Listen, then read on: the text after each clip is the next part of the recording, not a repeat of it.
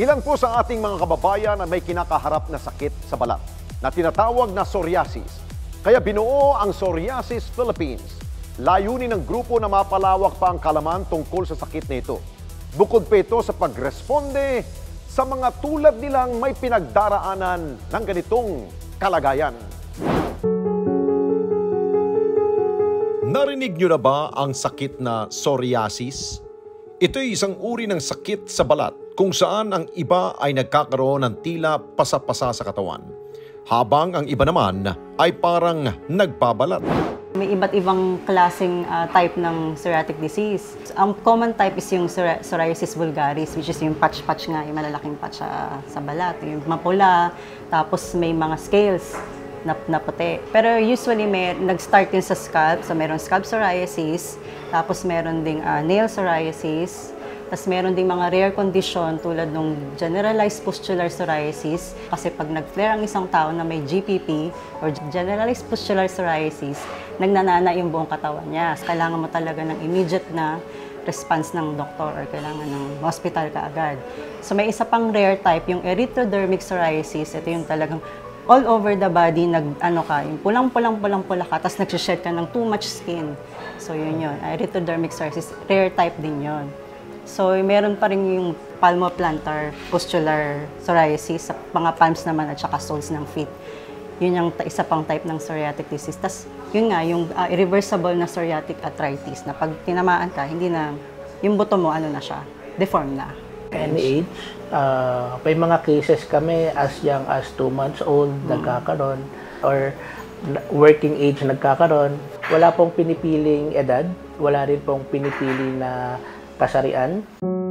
Una natin nakilala ang Psoriasis Philippines nang respondyan nila ang isa sa mga taong ating tinulungan na si JC. Need mo nang makita ng doktor. So ang gagawin namin, i-refer ka namin dun sa ospital na malapit sa'yo. Wala pong pera pang make-up eh. Oo nga. Yung i-refer naman namin sa'yo, hindi ka naman niya sisingilin ng libreng check-up para sa'yo. Oo. Nabuo ang Psoriasis Philippines upang magbigay suporta at kalaman sa mga taong may ganitong kalagayan. Isa ako sa mga pioneer ng Psoriasis Philippines. No? Bali, nag-start lang kami as 5 people sa Yahoo groups pa noon. Kasi bagong diagnose ako ng psoriatic disease that time eh. So, parang syempre ako sa myself, gusto ko mag-research kung anong gusto kong malaman tungkol sa sakit ko at saka makahanap na rin ng parang kausap na meron din ganitong same karamdaman ko. So ako doon, nagme-message ganun. Until may isang tao na nag-message sa grupo, naghahanap siya ng sino dito ang Pinoy. So sumagot naman ako kasi yun nga yung Pinoy ako, di ba? Kasi yung group na yun is parang American group eh. Yun yung founder namin, si Joseph De Guzman. Na-feel ko yung connection kaagad. Nag-decide kami na mag-put up ng grupo. Bagamat wala pang opisyal na datos, tinatayang nasa 2 milyong Pilipino ang may sakit na psoriasis. 1 to 2% pa lang. 1 to 2% po. So at least 1 million to 2 million Filipinos ang meron pong sakit na psoriasis. So kadalasan po doon misdiagnosed, undiagnosed, or hindi po nagpapatingin sa doktor. Pero yun po yung sa mga estimates po nung mga experts sa global. Pag tropical countries po, 1 to 2% po yung prevalence ng psoriasis. Kabilang sa kanilang mga proyekto ay ang pagsagip sa mga taong may malalang sakit na psoriasis na kapusabuhay. It started as a patient support group. Itong support group na to, ito yung parang safe space kung saan tayo nakakakuha ng right information. Dito tayo nakakakuha ng mga tips, suggestions, or sharing ng mga experiences ng bawat isa. Tapos pangalawa is awareness na ano ba ang sakit na psoriasis. Sa publiko, ang psoriasis ay hindi nakakahawa. Tapos sa mga pasyente naman, ang psoriasis ay hindi lang sakit sa balat. So ito ay isang non-communicable disease na meron pang mga ibang kaakibat ng mga sakit. Yung pangatlo naman po is advocacy. So kami po ay nagpupush ng psoriasis bill. Nakasalang po ngayon sa House of Representatives, House Bill 1106 for National Psoriasis Care Act. So yun po yung isa naming pinupush para magkaroon po ng access sa gamot yung mga patients.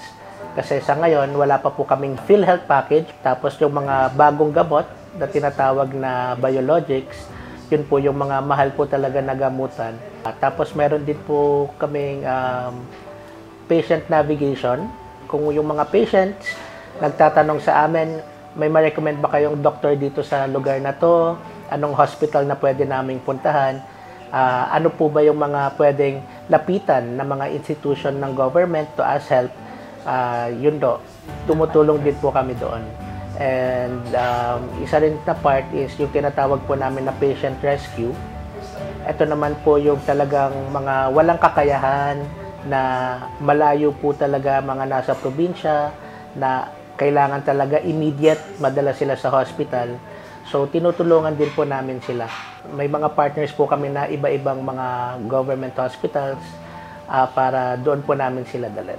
We have several rescue patients na. Pero ang usual na ginagawa namin is pag may lumapit sa amin, no, dire-refer namin sa hospital na malapit sa kanila or in case lang malayo, we utilize the telederm na feature ng aming partner na hospital para ma-address yung kondisyon ng pasyente. Nagsasagawa rin sila ng mga information drive upang makapagbigay kaalaman kaugnay sa naturang sakit. When we started, no, parang feeling ko wala. Kasi parang dati nun, feeling ko ako lang ang meron, di ba? Pero as the time goes by, napansin namin na parang pag sinabi mong psoriatic disease, medyo open na bukas na yung isipan ng mga Pilipino na, hindi yan nakakahawa. Unlike tulad noon, nung time na yun, makita mo lang na gantong itsura kasi physical siya, makikita mo yung manifestation sa balat. Panidirian ka na kaagad, or lalayuan, ganun kaagad yung thinking nila. So may talagang mas mataas ang stigma noon. Yun nga lang, hindi pa rin maiwasan na meron pa rin discrimination. So nandun pa rin kami pumapasok yung mga educational para maging bukas sa kaalaman yung mga tao. Meron kaming mga campaigns din na, kunyari, pumupunta kami sa mga schools to educate kasi karamihan doon, mga nabubuli yung mga bata. Yung mga bata ayaw na pumasok. We try to educate yung campus nila. When it comes to work, ganun din. Kasi madalas sa amin, parang sinasabi, not fit to work, pero fit to work naman.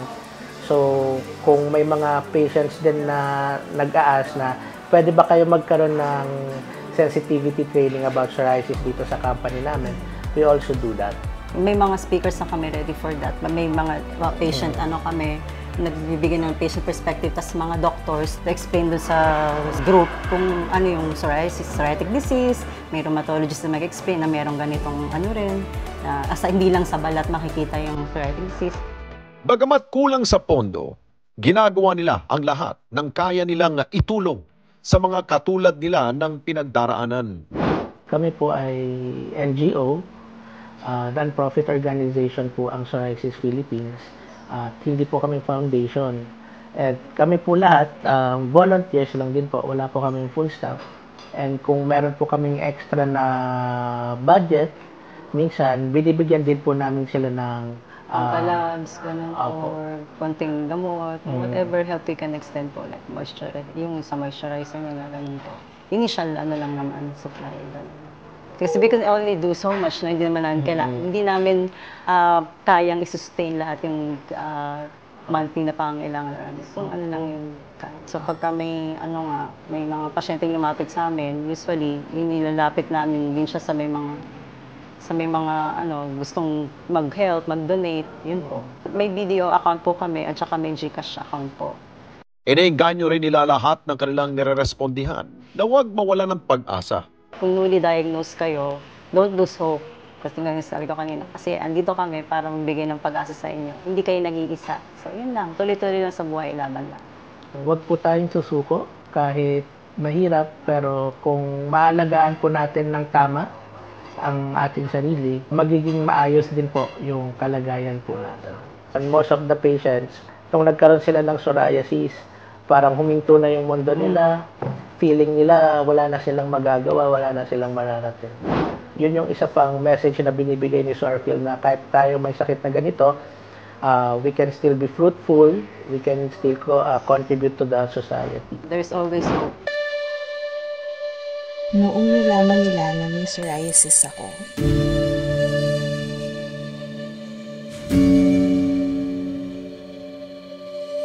Sabi nila, galis yan.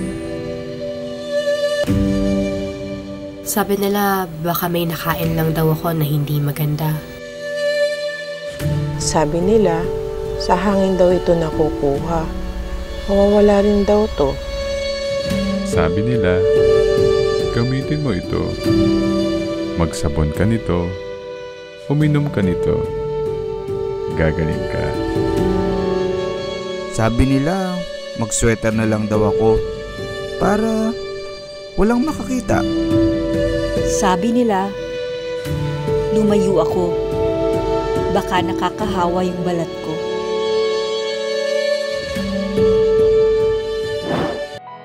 Ano man ang hirap ng ating sitwasyon sa buhay, asahan na may mga tao o grupo na handang tumulong at umagapay.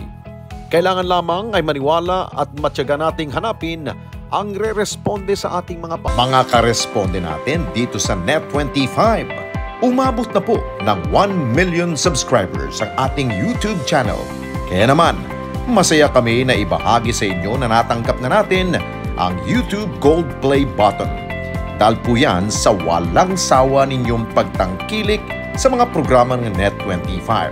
Lalong-lalo na po sa Responde Mata ng Mamamayan. Kaya naman, congratulations po sa ating lahat. Keep on sharing mga karesponde. Gawin nating viral ang bawat content natin ng pagtulong at pagresponde sa higit na nangangailangan. Maraming salamat po sa inyong lahat. Mga kababayan, salamat po sa inyong pong pagsubaybay sa Responde Mata ng Mamamayan. Para mapanood pa ang iba pa naming pagresponde sa ating mga kababayan, i-click lamang ang subscribe button at i-follow lamang ang Net25 social media pages at Net25 TV.